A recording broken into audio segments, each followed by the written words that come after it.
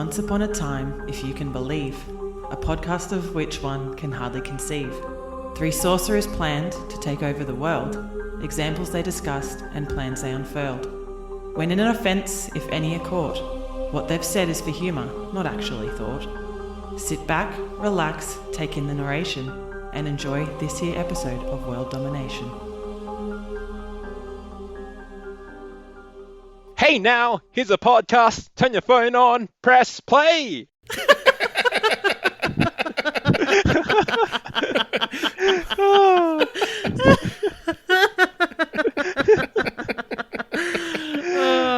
Welcome to World Domination, a semi-fortnightly show about taking over the world. That song alone is going to take over the world. Yay. Look out, Smash Mouth. Oh, in the first of many Shrek trivia facts to follow, I hope.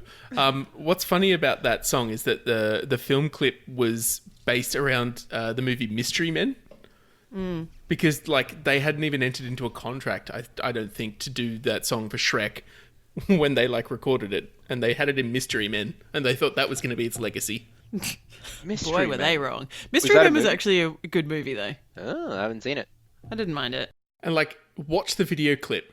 It is possibly the most expensive looking video clip ever made. There is a whole house covered in leopard print. A real house. It appears in the background shot for a second. The 90s, they were a different time. Or was it the early 2000s? I don't know when it came out. So how was everyone's day? My day was good because I was looking forward so much to this episode. Me too. Yeah. Shrek Everything is love else and Shrek is life, so Indeed. I get it. Indeed. How was your day, Jimmy boy? It was okay. I didn't do a whole lot. How's your day, Emma? My day was all right. It's been a bit of a quiet day today, and I now have a migraine. So look, it's fantastic. Oh no. Living the dream. The only thing that will help is Shrek. Ah. Shrek is the medicine. Welcome to World Domination, everyone. I'm your host, Jim. Shrek is love. I'm your host, Emma. Shrek is life. And I'm your host, Ken. Shrek is love. Shrek is life. Surprisingly, we're fully functioning adults, apparently. Get Shreked. Yeah, sorry we're late. There were some technical difficulties. Yeah, okay. We're sorry. I'm real sorry. We missed the Area 51 raid, though. We couldn't do a show in preparation for that. That's sad. Although... Did anybody show up to that? Yeah, it was a bit of a letdown, though. You guys saw the video of the Naruto runner kid, though, didn't you? Oh, yes. My hero. Oh, all right, Emma. I've put a link in the show notes to the exact time that you need to watch. It's at the top link of the show notes. Click it. Okay, hold on. I don't see anything. Oh, right, behind the news guy. Jeez, yeah, my sorry God. that time. All right. Good work, kid. That kid's a national fucking hero. International. Yeah, so it looks like it was a bit of a letdown. There was a music festival there, but not many people showed up, and I don't think they actually got in. I was genuinely expecting just so many people to be like, "Fuck it, let's just show up and see what happens." I was really expecting someone to do something stupid and charge in, and it looks like the closest they got was the gate at the front. And everyone there was named Kyle. And hopped up on Monster. Although in other Area 51 related news, did you hear that the US Navy confirmed that UFOs are real? What? No. Okay, this is a brand new sentence before last week. So, the greatest news story ever to come out. Former guitarist of Blink-182's organization called To the Stars Academy released these videos from US Navy fighters showing what's called tic-tac UFOs. And the US Navy confirmed those are real. To be fair, they confirmed that the videos are real and that is indeed an unidentified flying object. That's all they've said. That could mean anything. Exactly. Checks out. Oh, God damn it. That is brand new sentence. Interesting. Blink-182. Okay, it's the whole package. Yeah. It's great. So today we are talking about the one, the only, Shrek. Woo! The crowd goes wild. Shrek, Shrek, Shrek, Shrek, Shrek, Shrek. Now, you all should be familiar with Shrek by now, but if you're not, pause this fucking thing and go watch it right now. Go on, we'll wait. All four movies. Just pause it. Minimum first two. Minimum first two. I won't force anyone to watch the third one. You can skip that one. Go straight to 4. The best part of Shrek 3 is when Gingy has the flashback. Oh, yes. Greatest. And when Pinocchio's like, well, I don't know where he's not. Yeah, that is single-handedly the best part in that movie. This is the best scene. But the rest of it's fucking rubbish. All right. So this week in Dominion's Opinions, we have a bit of a listener feedback from an avid listener of ours, Nick. And Nick says, "Hey guys, I really enjoyed the Harry Potter episode. It made me chuckle, but I feel it probably needed a little more genocide chat. I'm worried that none of you are real extremists hell-bent on cruelty. Maybe it's me, and maybe I'm a little broken, but when I think world domination, I think of playing Monopoly. You never want to just win. You want to make it hurt. I look forward to each episode and always listen with a smile, so keep up the good work." You know what, Nick? You probably are a little bit broken, but we all are. Yeah, man. Look, Nick, we appreciate you writing in, and we've taken it on board, and we'll see what we can do for you. But you know what? We appreciate you writing in. And it's not often you hear more genocide. Yeah, look, I wasn't expecting that to be feedback that we got this week, but more genocide is apparently what the listeners want, so get at it. Nick, in our defense, the Chamber of Secrets already has plenty of genocide. Oh, no. No. Oh, my God. Happy Monday Punday. Made me want to die a little bit. But thank you, Nick. Thank you for writing in. No, we appreciate it. Yeah, thank you very much. If anybody else wants to write to us, please do, and we will read it out and we will respond to you. Any questions that you may have, fire them our way. So should we get into a little bit of the history behind Shrek and some good old-fashioned Shrek trivia? Ooh, I do love a bit of Shrek trivia. So Shrek is loosely based on a book of the same name by William Steig. I haven't read the book, but as far as I know, it bears almost no resemblance to the plot of any of the movies. No wonder you didn't read it. Is it just a book about an ogre then? It's a book about an ogre who comes to terms with self-acceptance. So the themes are broadly the same, but I think the plot is very different. I feel like that's the theme of any book or movie made in the last 40 years. Maybe, yeah. What about Schindler's List? Okay, look, you found the one movie. There's actually a movie that's just come out on Netflix, and I felt personally attacked when Netflix sent me an email saying we've added a movie you might like, and it's that Tall Girl movie. What? And there's this movie about a tall girl, and she's in high school, and she gets bullied because she's so tall. Aww. And it gives me bloody PTSD. I haven't built up the courage to watch it, but I feel you can always shut up. You can already tell just from the trailer of it that it's going to be the same bloody storyline about learning to love yourself for who you are. Aww. That you are beautiful, which is no bullshit. matter what they say. Words can't bring you down. Shut up, Jim. I'm beautiful. So, Steven Spielberg bought the movie rights to the book, and he thought Bill Murray should be Shrek and Steve Martin should be Donkey. Interesting. So, that's the first in many twists of the cast of this movie. I don't know how I feel about that. It's weird. I don't know how that would have been a very different movie. Steven Spielberg was a co-founder of DreamWorks, the company that made, produced Shrek, with a former Disney executive called Jeffrey Katzenberg. Yeah, so Steven Spielberg co-founded DreamWorks with Jeffrey Katzenberg and another guy. They originally offered Nicolas Cage the part of Shrek, but he turned it down. No! Seriously? Yes. Fuck, can you imagine that? He didn't want to be portrayed as an ogre. Oh my god. Not in film, just in real life. Then they gave the role to Chris Farley. Ah.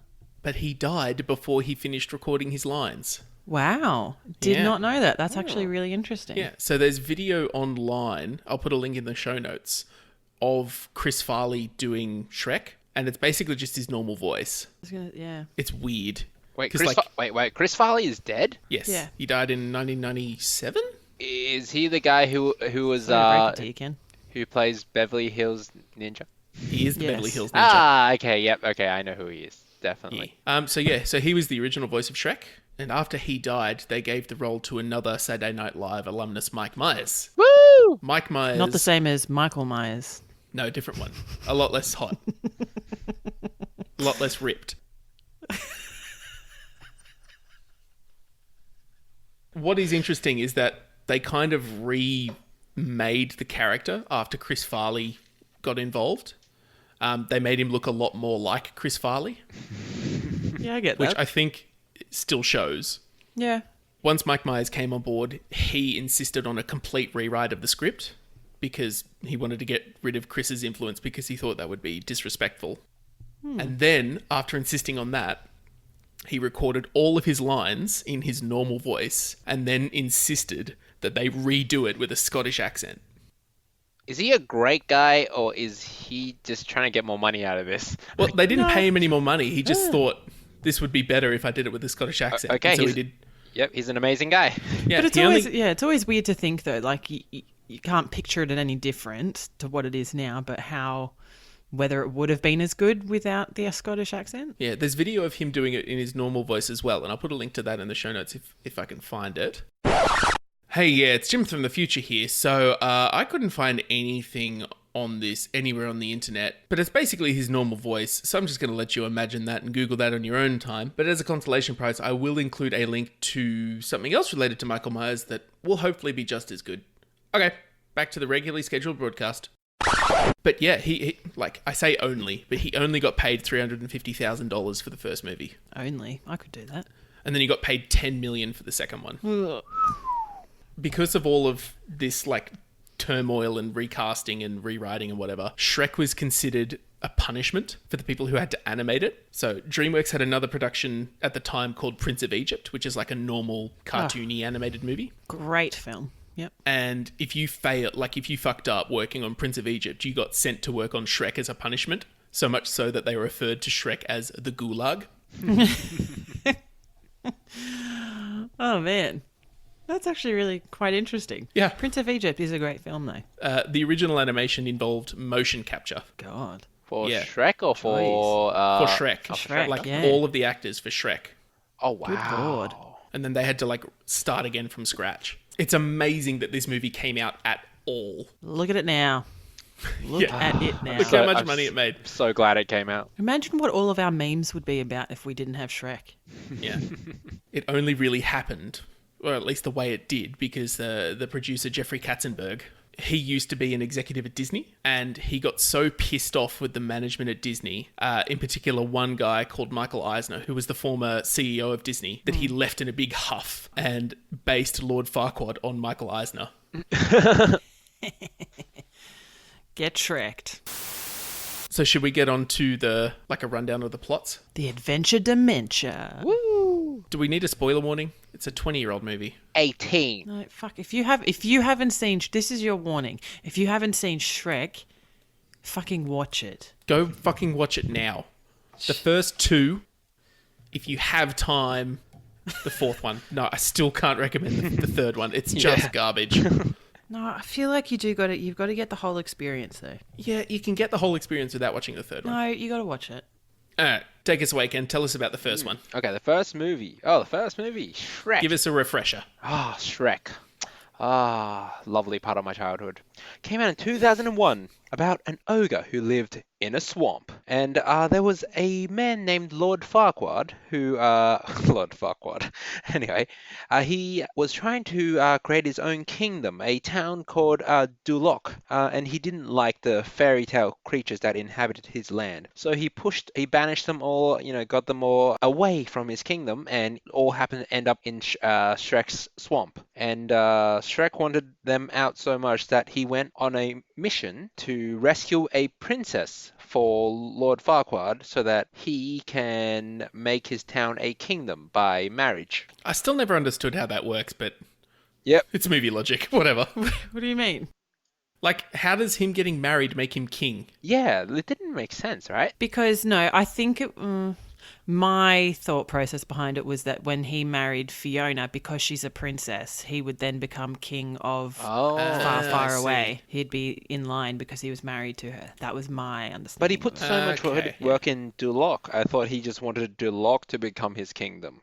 You know what I mean? I don't know. I mean, yeah, as you said, movie logic is probably not a lot of if you actually look at how, these types of things work. But I think, because she was a princess in her own right, he wanted to be king of somewhere, but Duloc was where he was at the time. Well, Duloc is a perfect place. Yeah. God. I guess we probably also have to mention that along the way he befriends a donkey named Donkey. Yeah. Oh, I was going to say, Shrek also falls in love with the princess, and, the story ends with Lord Farquaad being eaten by the dragon, and Shrek and Fiona live happily ever after. Yeah. So what you find out in Shrek 1 is that Fiona has a curse on her that by day one way, by night another. So basically she's a princess, human princess during the day, but once the sun sets, she turns into an ogre.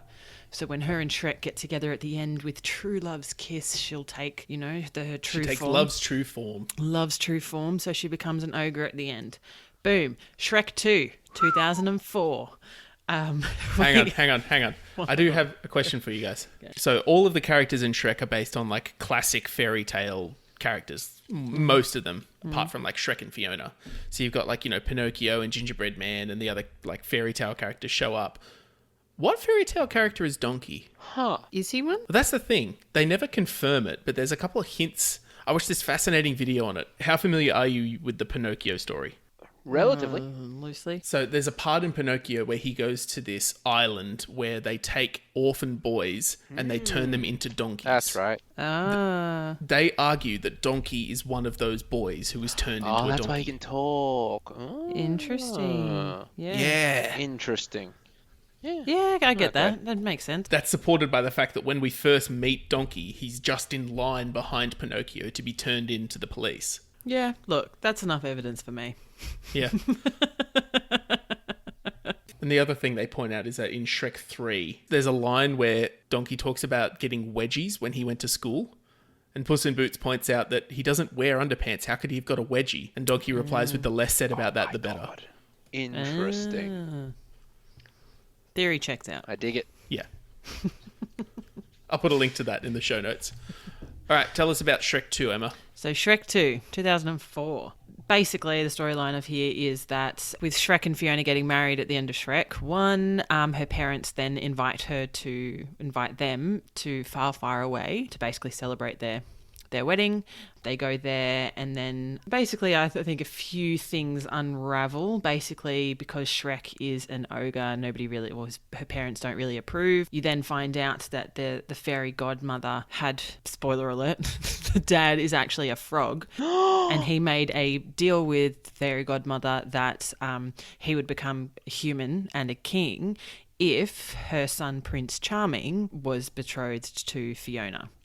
So basically she's pissed off that, Fiona's now an ogre and married to Shrek. And so she's obviously very pissed off and she tries to unravel everything. Shrek becomes a human in this one. That's exciting. Hot. Fucking hot. And yeah, so this one's basically about fairy godmother trying to get Prince Charming, or trying to break up Shrek and Fiona and get her son Prince Charming with Fiona. And then at the end, everybody realising that King's actually a frog and realising that, love is what matters. And the fairy godmother gets screwed over. But she does have a very great song at the end of it, which is fantastic. I need a hero. Yeah, that song She is does. just the perfect I'm holding out for movie a hero. climax song. Yeah. Yeah. So that's loosely. Is there anything else I've missed there? That's pretty much the basis So of riveting. Shrek 2. No, it's pretty good. Shrek 2 is just, it's just a masterpiece. Like, the first one is good, but the second one is Especially for a just sequel. perfect. Yeah. I honestly love... Yeah. I honestly love all of the the call outs to other movies and that sort of thing that are in there. Like, I'm trying to Spider-Man. think of one now, but I know at the beginning, yeah, Spider-Man, you know, beaches, Yeah. Little Mermaids in there, like, Yeah. it's just so much, and it's actually quite cool. All of the little details in Shrek are just great. Like, they have the same kind of logic as the Flintstones, as, like, you know, using, like, gross nature stuff as appliances, that kind of logic. Like, the Flintstones had, like, dinosaurs as showers and stuff like that. Yep. I just love all of the little details in the background. Yep. Do you know what? I do have a question, though, right, for Fiona. If she was real, this is a question I'd ask her. Like, how does she deal with all the smells? Like, she's grown up in a bloody palace. Yes, then she was locked away in a tower. But then how does she go to just live in a swamp? Like, do ogres have, like, a different sense of smell and that sort of thing? Like, do you know what I mean? Like, I just don't get it. Yeah, they have resistance odor. It just... They have ogre odor resistance. Ogre odor resistance. Nice. No, but do you know what I mean? Like, that's what I don't get. I mean, Well, she there's a was lot, locked but- up in a tower for a long time, and I'm assuming all that lava has like that strong sulfur Yeah, all smell. that sulfur. Yeah. Yeah, you're right, Ken. Yeah, but then she starts eating slugs and And rats. rat. Like, it just... What do you think she was eating up on that tower? Slugs and rats. I assume she had proper food. I don't know. Look, We don't see any. Oh, maybe that's there how was she a, stayed so thin. there was a theory that the dragon was cooking up night for her to eat. Uh-huh. Maybe she's a cannibal. Not if she does it while she's an ogre. Yes. Ah. Yeah, true. Right. I like the Shrek movies don't make her just a classic damsel in distress. Like, she has her own agency. Yeah. I really like that about the Shrek movies. Yeah. Hashtag girl power. Yeah. Yep. All right. Shrek the Third. Shrek the Third, the shit one. Yeah. Ugh, I could barely even talk. So, like I said before, it's basically Shrek 2.5. So, Shrek 2, they don't they don't murder Prince Charming at the end of Shrek 2 like they absolutely should have. 100%. And he comes back to try and get all of the fairy tale characters who are discontented with the way that their story ended to For kind mummy. of rise up and take what is rightfully theirs. So while this is happening, Shrek's father-in-law is dying, and he says that he wants Shrek to succeed him as king. Shrek does not want this because he is an ogre, and he is not cut out for the life of a king. I just want to go live in my swamp. Yes. And I don't know so what accent he that is. insists that there must be somebody else who can take over. And King Harold says that there is only one other person, Arthur Pendragon. Like King Arthur. AKA Justin Timberlake. Yeah. He's bringing sexy back. Weird casting for like for him to play like a 14-year-old boy. Yes. So they go and they extract Arthur from the high school that the boarding school that he's at, and they try and convince him to come back and succeed Shrek. While Shrek is away, Prince Charming takes over far, far away. They have to overthrow him when they get back, and on the way back, Shrek is trying to convince Arthur to be king because he doesn't want to be, because he's 14 and not ready. There's a fight. Shrek pretend sacrifices himself and shows Arthur that he can be king. I don't know, it's so shit. I just hate it. Compared to the second one, it's just drivel. Give it. It's not that bad. It's not that bad. Yeah, there were some good little bits in it. Oh, the high school bit was funny. Look, is it the worst of them? Yes, but it's still not a terrible film. I'm going to put a link in the show notes to something called Why Shrek the Third is a Cinematic Disaster. Look, there is enough in that movie for me to not absolutely despise it. For instance, bloody Gingy and his flashback and Pinocchio and that whole scene there, and the girl power scene, that's pretty great too. Yeah, that is pretty cool. Except when they ruin it with the immigrant song. That's just cheesy. Yeah, look. Like there's enough, I believe that there is enough redeeming qualities in it that I would not call it a cinematic disaster. So, Shrek 4, aka Shrek Forever After, 2010. Basically, at the end of Shrek the Third, him and Fiona, they have triplets. Farkle, Fergus, and Felicia. And so Shrek the Fourth kind of leads off with him falling into an absolute mundane routine of like dealing with kids and the same thing over and over and over again. Bit of a montage at the beginning there. And probably one of the best parts of the movie. And he goes to the kid's first birthday party and there's that fat kid with the lollipop who, do the roar. Do the roar. Do the roar. Do the roar. I don't like it. I love you, Daddy. I love you, Daddy. The best part. Just I believe you promised my son a roar. Do the roar. best part of the whole movie. I thought that meme was fake. I thought it was like a voiceover, but it turns out it's exactly how it sounds. No, that's exactly Do it. the roar. Do the roar.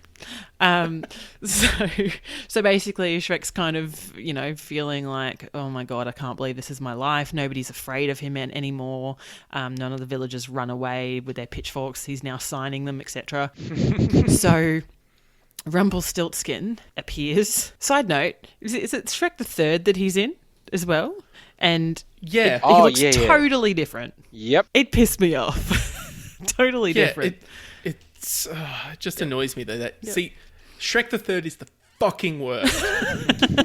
They didn't think any of it through. But it's just kind of like, even if he had just been there, but they full on like made a point in Shrek the Third to point him out as Rumpelstiltskin, and then they made the fourth movie all about him, and he looks totally different. Oh man. Anyway, so fourth one's all about Rumpelstiltskin. He's kind of been shunned, but he finds Shrek in an alleyway when he's having his bad moment and then he gets the idea, he basically creates a deal with him that Shrek can go back to his old life for a day. It's basically trading a day for a day. Long story short, Shrek gets his day by himself, but the day that Rumpelstiltskin steals from him is the day he was born.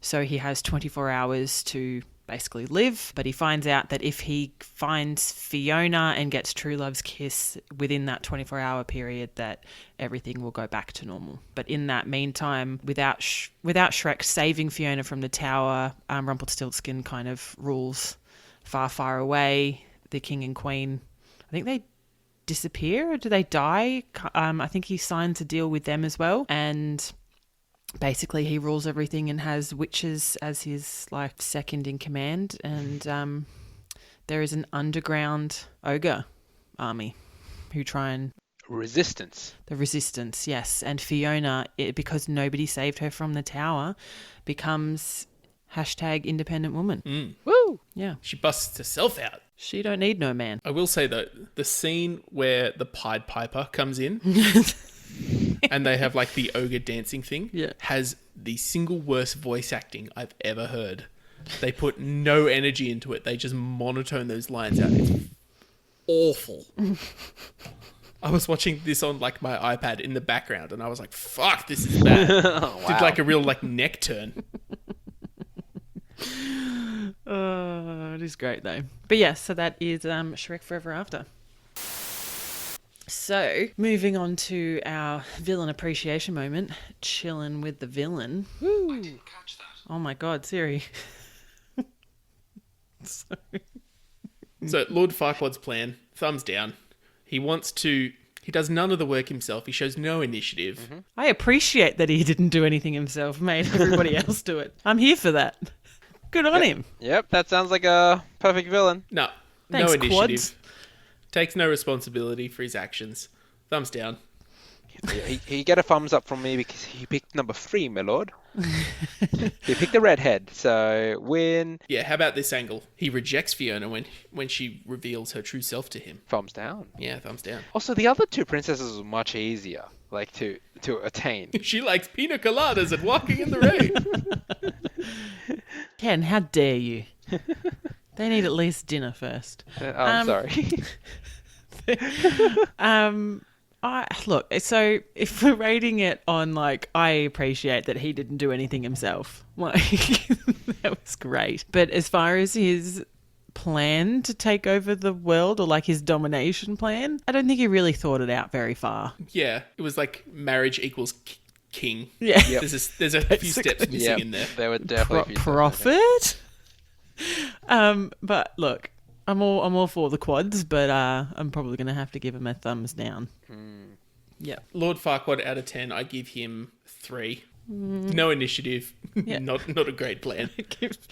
Out of 10, all right. I think I'd give him a 4, maybe a 4.5. Yeah, I'll give him a 4. A 4 as well. He doesn't really pass because there are flaws.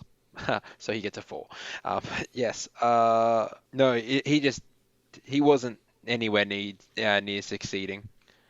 Fairy godmother. So Fairy Godmother tried to blackmail the king of Far Far Away so that she can get her son to marry his daughter, the princess, so that Prince Charming will become king of Far Far Away and therefore take over the kingdom. Do you know what though? Where she went wrong and she was dumb is that you know that Prince Charming still has to go save Fiona from the tower. Like, do it fucking earlier. Yeah. How many dead people were there that, Shrek passed and then Shrek got her and then they bloody got married and everything in between the time that he... Go earlier. Yeah. Well, there you go. Planned, problem solved. Yeah, problem solved. Jeez. Oh, I've never identified more with a character as the moment in the movie where she's stressed out because everything's going wrong and she shouts out, "Will somebody please bring me something deep fried and covered in chocolate?" Yes. Yes. Oh, 100%. It's like, you've ruined my diet.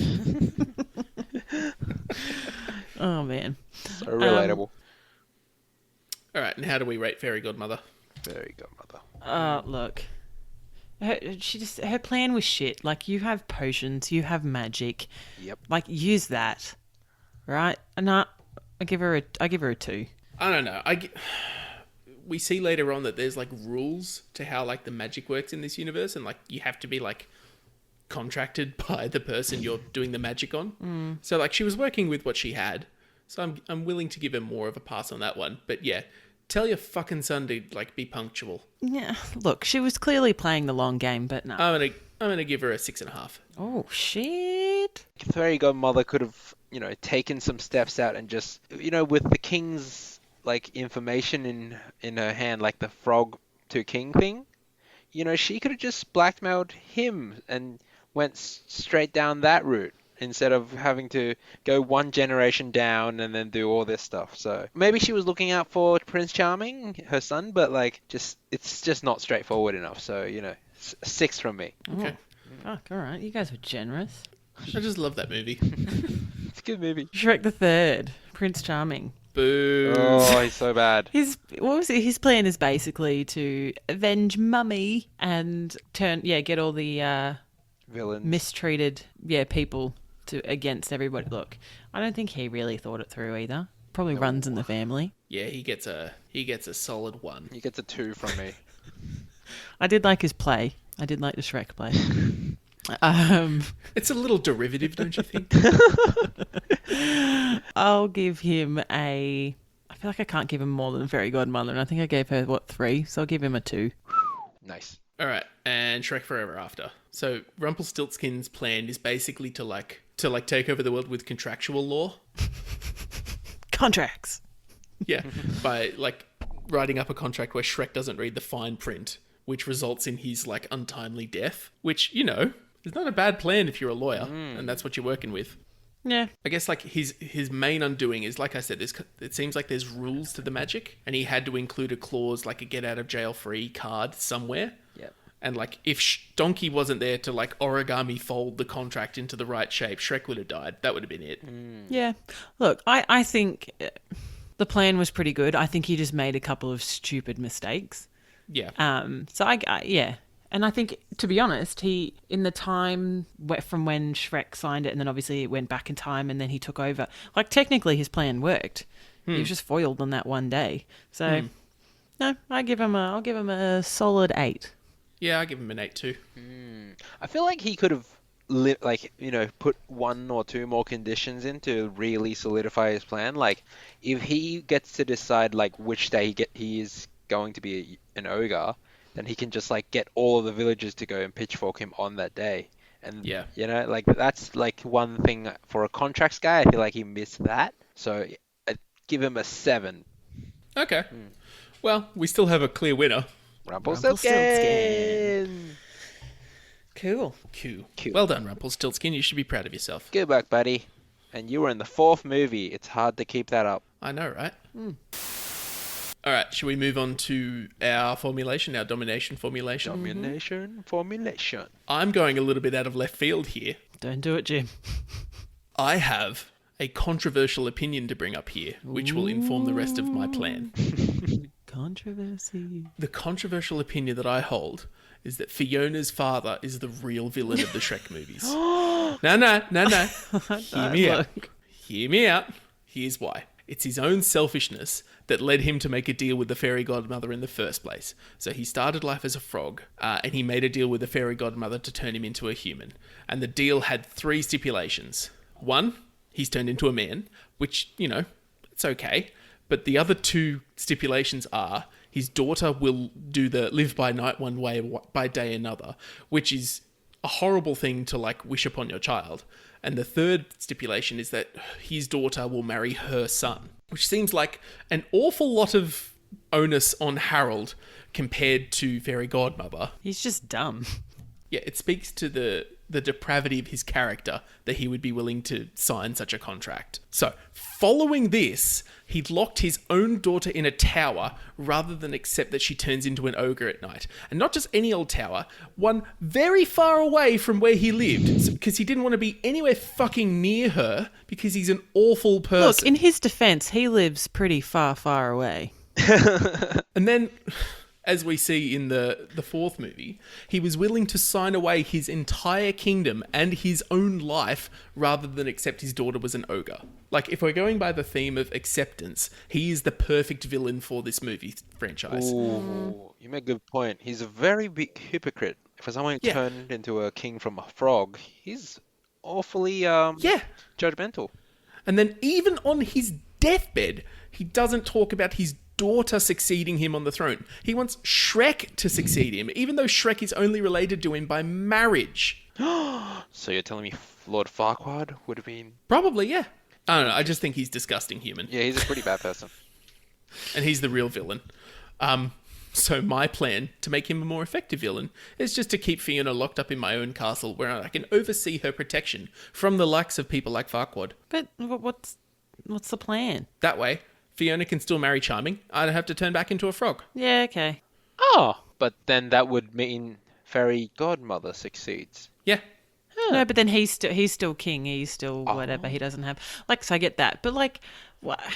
I don't understand, right? Why didn't he do that? Because he knew that, surely he would have known the whole bloody rhyme of, true love's kiss or whatever it is. So as soon as she kisses bloody Charming, that curse over, she's human again. Bloody just get them kissing when they're 8. Done. No, I know you're only 3 months old, but kiss. Kiss. Done. Although, then we go down the path of maybe it's because he never would have worked because he's not her true love. Yeah. Yeah, he's a bit of a douche. A bit. Yeah, which surely Fairy Godmother should have seen. But I don't know, they kind of explore that in the 4th movie. Fiona kisses him before she's in love with him, and she doesn't turn back into a human. Yeah, which is why... Sorry, she doesn't turn back into an ogre. But would the love potion have helped? The love potion could have been played much earlier in this scenario. Yeah.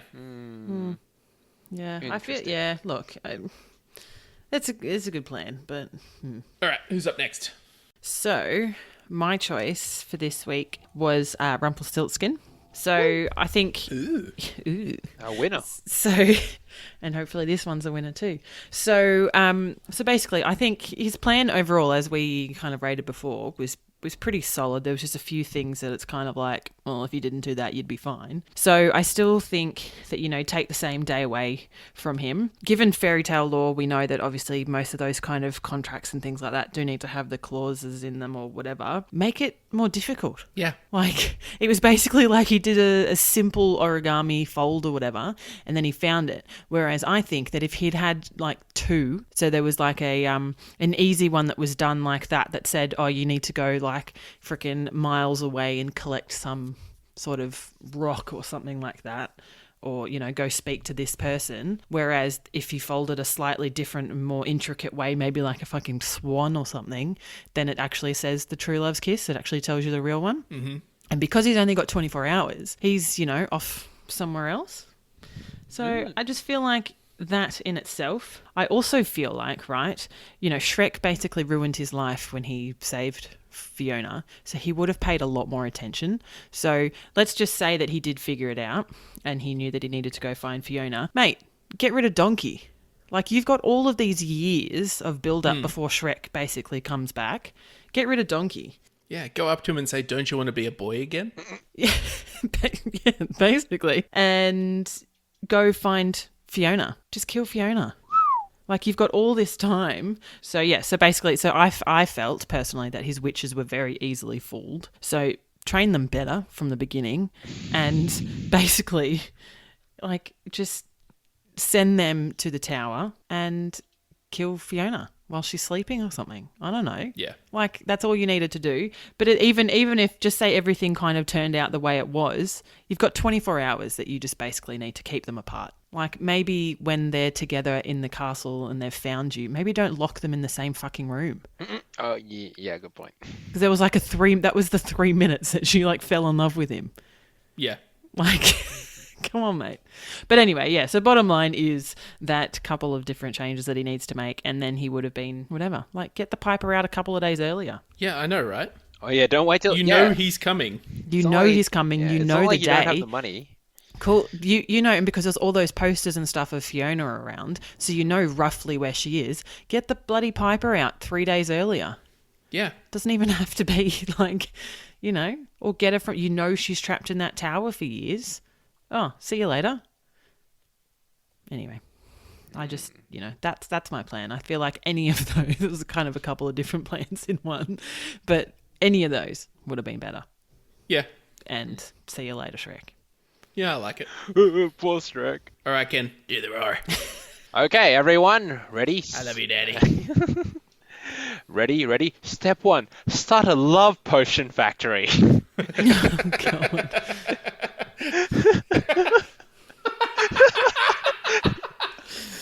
Oh God, it's Harry Potter all over again. In this scenario, I am the fairy godmother. So instead of trying to set my son up with the princess, I will. Okay, number 1 I said is start a love potion factory. Number 2, okay, start a multi-level matchmaking service for royalty and give out my business cards. You know, the happiness a teardrop away business card. You know, that's always fancy. That's great. Okay, you know, market to, you know, happy parents, happy princesses, happy princes. You know, you get the perfect scenario going. Might be some drugs in the mix, you know, you don't know. Create the perfect scenario, okay?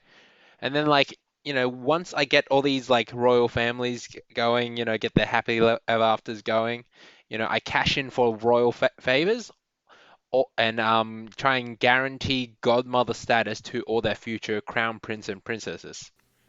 Okay, kind of like promising their firstborn to me, but a bit more mild. Okay.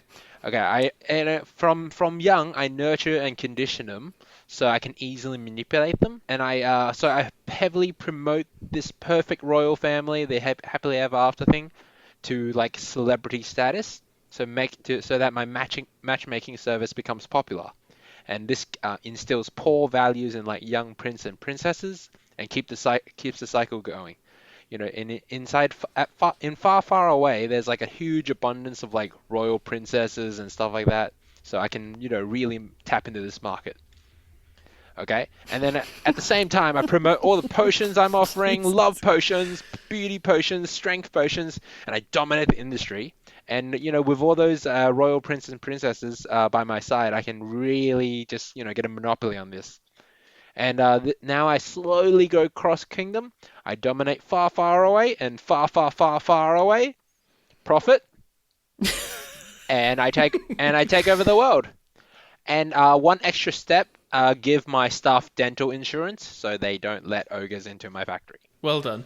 Yay! Well, all right. Look, I'm just going to throw this out there now. My vote goes for Ken. Yay! That was a very well thought out plan, Ken. Thank you. Yeah, it's quite elaborate. I'll give you that. There's 11 steps in here. 11? Yes, there's 11 steps. Good Lord. Mine was 1. There's sub-steps as well. Jesus. Yeah, I'm also going to vote for Ken in this one. Yay! Congratulations, Ken. Woo! I'm an all-star! Go play. Congratulations, Ken. Thank you. Well deserved. I would like to thank the Academy and Shrek. Thanks, Shrek. All right. So just before we wrap up tonight, we've just got a few pieces of, I don't know what you'd call them. Information. Yeah. The first one, which is a pretty shameless piece of cross-promotion, is that the National Museum of Australia in Canberra is currently running something called DreamWorks Animation, The Exhibition. And their poster is of Shrek, so you know it's going to be good. Oh, good. The second thing I wanted to let people explore now that we finished talking about it is the great variety of Shrek memes that exist. It really has just taken on a life of its own. What? Tell me more. The Shrek is Love, Shrek is Life thing started off as a poem on 4chan, and then somebody animated it in Valve's Source video maker. Oh my god. To be just one of the most disturbing things I've ever seen. Oh my god, it's creepy. It's so good. So creepy. Also, honorable mention is people who ship Shrek and Shadow the Hedgehog. What the fuck? What? Yeah. What? Oh my god. Oh, the internet is a scary, scary place. What are some other good YouTube videos I had? Oh, the What Are You Doing in My Swamp remix. That's just amazing. Yep. Do the Raw Trap remix. It's great. It's so good. Oh my god. So, reminder to everybody to like and follow and subscribe and whatever else you can do on our Twitter and our Instagram. We're at World Dom Podcast. And remember to send through your votes for what you think that the last episode should be. So we'll be looking at those. Thank you for those guys who already have sent through their nominations. There's some interesting ones there. And yeah, we're looking forward to hearing some more come through. And we'll try and get the poll up in a couple of weeks to see what everybody is voting for. Thanks in advance. Mm-hmm. Join us next time. Same Shrek channel for Lord of the Rings. That was very unenthusiastic, Emma. Try harder. All right, I think that's it. It's all ogre now. All ogre now. Good night, everyone. Bye. Good night, everyone. Bye. Thanks for listening to World Domination. You can find links to all the things we talked about, our other episodes, or leave us a voice message at anchor.fm/worlddomination. If you'd prefer to talk to us non-verbally, you can find us on Twitter and Instagram at WorldDomPodcast, or you can email worlddompod@gmail.com. If you enjoyed this episode, make sure to tell your mum about it.